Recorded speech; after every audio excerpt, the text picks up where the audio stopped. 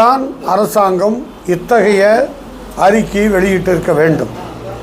கடந்த சட்டமன்ற கூட்டத்தொடரில் தமிழ்நாடு அரசு, தமிழக முதலமைச்சர் ஒரு அறிவிப்பை வெளியிட்டார். அதில் பெயர் பலகையும் அனைத்து விளம்பரங்களும் தமிழில் தான் இருக்க வேண்டும் என்று தமிழ்நாடு சட்டமன்றம் நிறைவேற்றிய தீர்மானம்.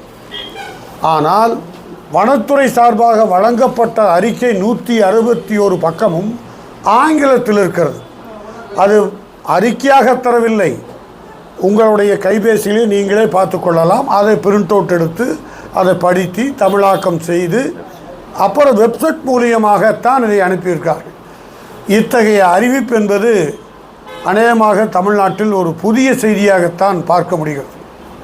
காலங்காலமாக வாழ்ந்த விவசாயிகள், அப்பாவி மக்கள், புரதானமாக பழைய கோயில்கள் என்று சொன்னால் பண்டாரியம்மன்,